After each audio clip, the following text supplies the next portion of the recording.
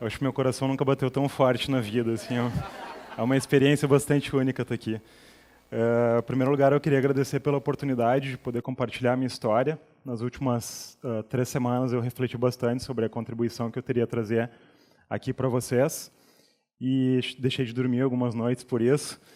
E eu chamei a minha fala de um caminho de consciência, porque eu acredito que, como o tema do evento é consciência, o caminho de consciência ele só começa quando a gente passa a se aceitar e, mais do que isso, fazer algo positivo da nossa própria identidade.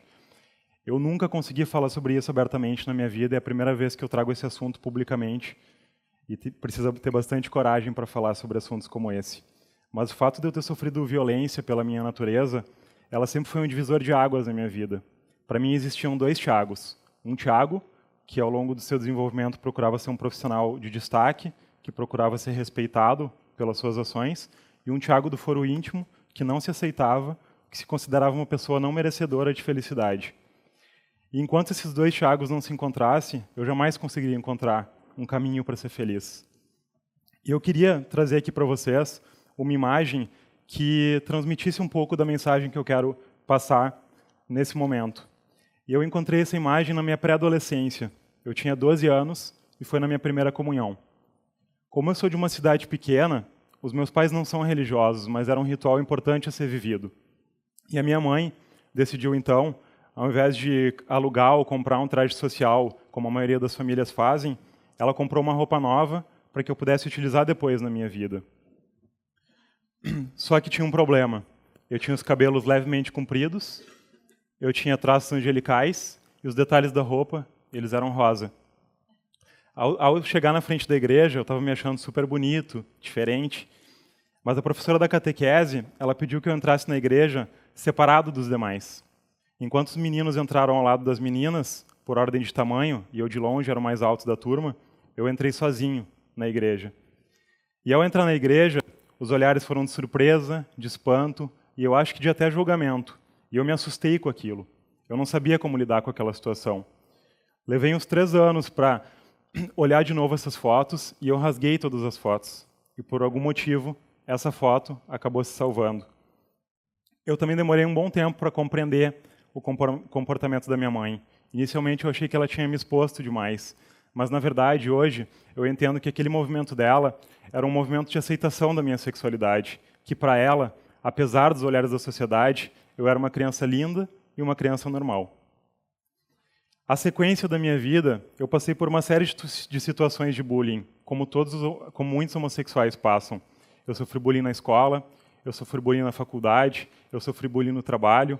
Mas, na verdade, não é exatamente sobre o bullying que eu gostaria de falar aqui.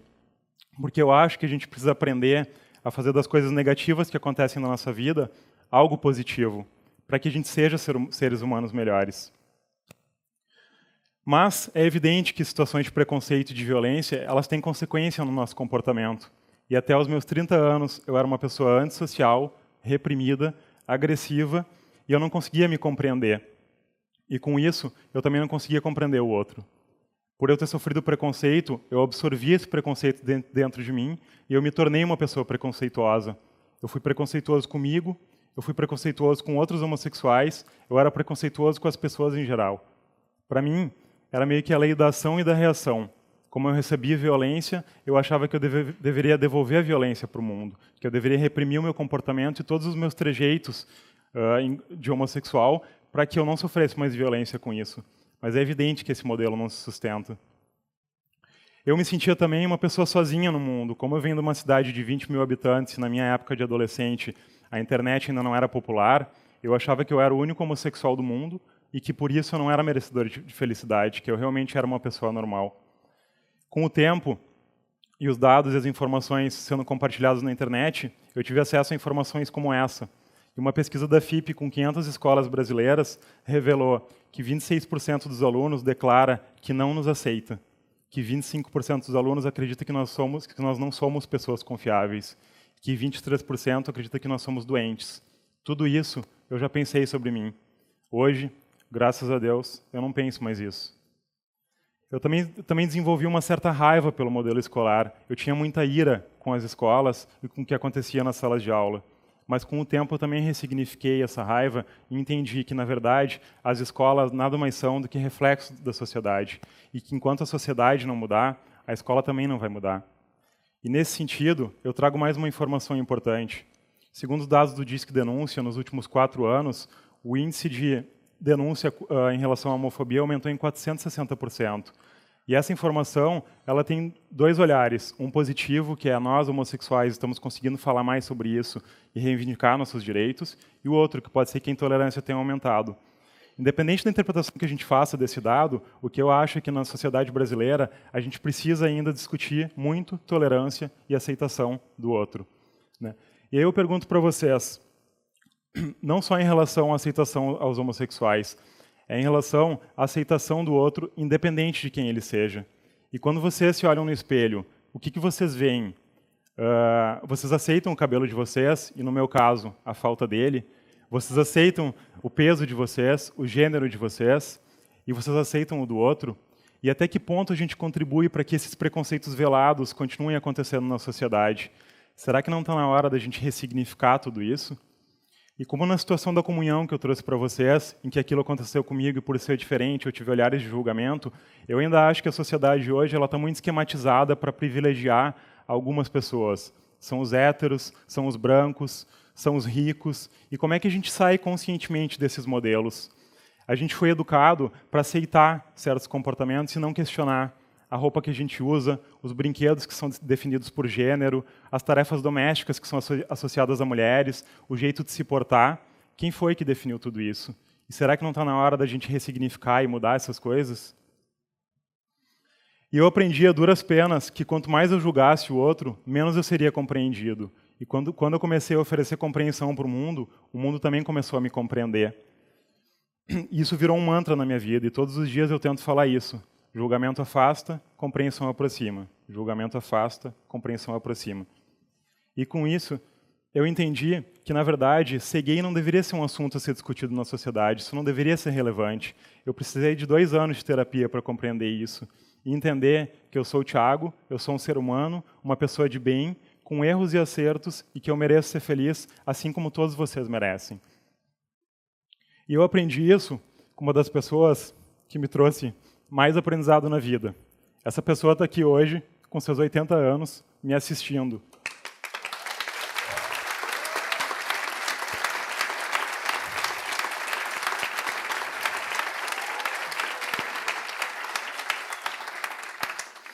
Obrigado. Foi na cozinha da minha avó, Massimília Conceição da Câmara, que eu aprendi a ser gente. Para ela, a minha sexualidade nunca precisou ser pauta a ser discutida. Ela nunca me fez essa pergunta, e não foi por medo da resposta, foi porque para ela, eu sempre fui o neto dela, o Thiago, um ser humano que merece respeito, cuidado, afeto e aceitação, como todo ser humano, não só eu. Foi o amor da minha avó que eu acho que me salvou do vício e da autoagressão. E a partir desse gesto dela, eu entendi que o que a humanidade precisa não é da nossa agressividade e nem dos nossos medos, mas sempre que a gente conseguir alcançar isso, o amor próprio, o amor pelo outro e o amor, inclusive, pelas pessoas que a gente não consegue compreender. E foi só nesse momento que eu consegui me libertar. Eu consegui me libertar do meu emprego, eu consegui me libertar dos meus preconceitos mais densos que estavam dentro de mim. E quando eu consegui me libertar dessa carga pesada que existia dentro de mim, eu consegui fazer com que o amor entrasse. E foi daí que surgiu o meu projeto empreendedor. Foi dessa libertação que eu consegui entender o meu talento e as coisas positivas que eu poderia fazer na minha vida. Foi na cozinha da minha avó que eu me descobri. Foi a partir da sensibilidade dela que eu desenvolvi a minha sensibilidade. Eu não precisei fazer cursos de gastronomia, eu não precisei fazer nada. Eu simplesmente precisei deixar sair de dentro aquilo que já existia a partir da relação que eu tive com ela. E aí as coisas começaram a ser leves na vida. As coisas começaram a sair de uma maneira muito tranquila e muito bonita. E hoje eu não acho que eu tenho uma marca, que eu tenho uma empresa que pode virar uma empresa internacional, que com isso eu posso ser milionário. Isso para mim, na verdade, nem importa. O que eu considero é que eu tenho um projeto de vida que eu compartilho com os outros. E a partir do momento em que eu me aceitei e me entendi como ser humano, eu passei a desenvolver um sentimento bastante importante hoje no mundo, que é a empatia. Hoje eu consigo compreender o sofrimento do outro, eu consigo compreender o desenvolvimento do outro e a importância da gente conseguir despertar o nosso talento e o do outro. Eu procuro fazer isso no meu projeto. As pessoas que trabalham comigo não são funcionários, elas são pessoas sonhadoras que sonham os sonhos dela juntos comigo. Ontem à noite, eles gravaram uma mensagem para mim, porque durante a semana eles perceberam que eu estava um pouco tenso de estar aqui nesse palco, e porque eu não escondo mais o meu jeito, e eles mandaram uma mensagem de positividade para mim. E não tem nada mais bacana na vida do que receber gesto de carinho, né? E esse gesto de carinho eu sou muito grato por hoje conseguir ter encontrado. E foi só a partir do respeito da aceitação, a minha ou outro, que eu entendi que o mundo pode ser mais leve. As coisas não precisam ser densas e pesadas, não importa o barulho de fora. Quando a gente consegue se ouvir, todo esse barulho se transforma em silêncio. E eu sei que o caminho da gente encontrar a nossa consciência, da gente se autoaceitar, ele é um caminho bastante complexo, denso. Eu levei 18, 20 anos para conseguir me encontrar. Mas eu acho que mais importante do que isso é a gente ser do bem e procurar transmitir o bem para o outro. Eu me sinto um pouco pastor dizendo essas coisas, mas tipo... eu virei uma pessoa otimista, porque eu acredito no ser humano e no nosso potencial como ser humano. Eu acho que o movimento ele deve vir de dentro para fora, sempre. Hoje se fala muito sobre empoderamento do outro, quanto a gente pode empoderar outras pessoas, mas eu acho que a gente não pode empoderar ninguém. O máximo que a gente pode fazer é mostrar para essas pessoas que a gente está ao lado delas nessa caminhada, porque o empoderamento vem de dentro para fora. E para as pessoas que hoje ainda sofrem algum tipo de preconceito, que se sentem menos que os outros por isso, que acham que não são merecedores de felicidade, como já aconteceu comigo, e acabam caindo no vício das drogas, do álcool, do endividamento e uma série de outros vícios, o que eu tenho para dizer para vocês é que a ansiedade de vocês e as dificuldades de vocês só vão sair de dentro quando vocês começarem a ouvir o que tem dentro do coração de vocês. Quando vocês começarem a compreender quem vocês são no mundo e como vocês podem ser bacanas para o mundo. Eu acho que todos nós, a gente pode muito mais do que a gente imagina. Hoje, a partir do meu projeto, da minha liberdade conquistada, eu consigo apoiar a causa dos homossexuais, como eu, sem medo, a causa negra, a causa das pessoas mais velhas e a causa de qualquer ser humano. Hoje eu acho que são a partir das micro-revoluções que a gente consegue transformar o mundo. E eu procuro fazer isso todos os dias, com diferentes gestos na minha vida.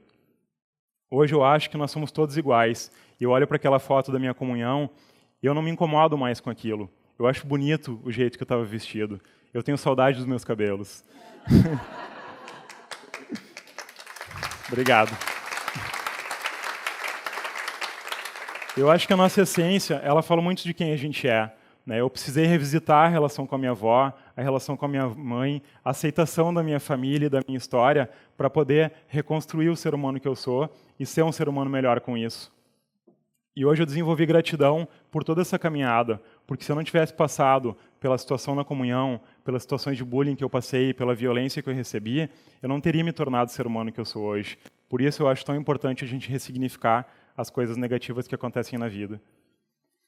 E o que eu digo para vocês é que hoje eu me sinto o melhor ser humano do mundo. Eu não acho que só eu sou o melhor ser humano do mundo, eu acho que todos nós somos os melhores seres humanos do mundo. E a gente precisa acreditar nisso, porque o mundo já tem bastante intolerância, o Brasil já está bastante polarizado. Enquanto a gente não entender que só a partir do empoderamento próprio a gente vai conseguir transformar o mundo, a gente não vai sair desse status. Eu acho que também é mais honesto a gente ser como a gente é do que ser como os outros esperam que a gente seja. E aqui eu cito 2 homossexuais que ao longo da história, para mim, foram bastante significativos, sofreram preconceitos também, mas conseguiram fazer algo bom disso. Um deles foi o Harvey Milk, nos Estados Unidos, que acabou sendo vítima de um assassinato por defender a causa dos homossexuais, na década de 60, e o outro, que foi um incompreendido nessa época, que é o Caio Fernando Abreu, né, gaúcho, acabou sendo vítima da AIDS e que hoje tem seus textos popularizados aí na internet. Né? E para finalizar o meu recado, o que eu queria dizer para vocês é colocar essa pergunta: por qual motivo o meu afeto te afeta? Por qual motivo a gente é tão intolerante? Eu espero que, a partir disso, a gente consiga desenvolver um pouco mais de empatia e fazer do mundo algo muito mais significativo. Obrigado.